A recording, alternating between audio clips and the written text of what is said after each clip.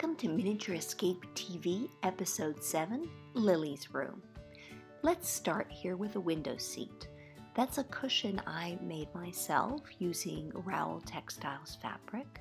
The little pink pillow is from Mini Home AU, and the rainbow pillow is hand-stitched by me.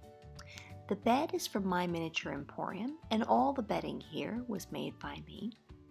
This little garland is also handmade, as is this little watercolor painting, which is framed in a frame made by leftover trim and painted in Ball's off black.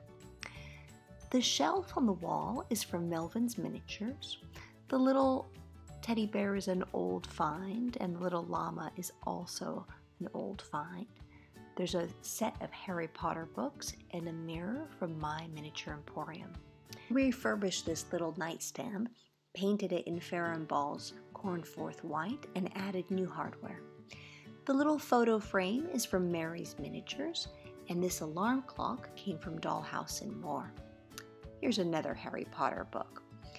This little basket has a coloring book found from Manor House Minis, an LOL surprise doll, little mini one, and one of our favorite Dr. Seuss books from Dollhouse and More. This little dollhouse came from the Little Dollhouse Company, and the rug from My Miniature Emporium. Finally, this adorable pull-along bunny is from Sweet Dollhouse NL. All styled.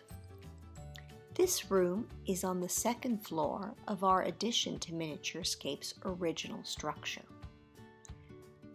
The kit for the addition came from Little Dollhouse Company.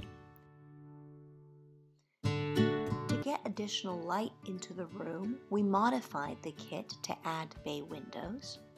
The room is painted in Ball's pink ground, and we added walnut flooring. One of my favorite features of the room is the wallpapered ceiling. Blinds are handmade using linen and velvet ribbon. Here are the materials for our bedding: a vintage pillowcase for sheeting, linen that has been embroidered with sprinkles for the duvet cover, and an embroidered cloud pillow. What do you think? If you want to see more of our dollhouse adventure, look for us on Instagram at Miniature Escape.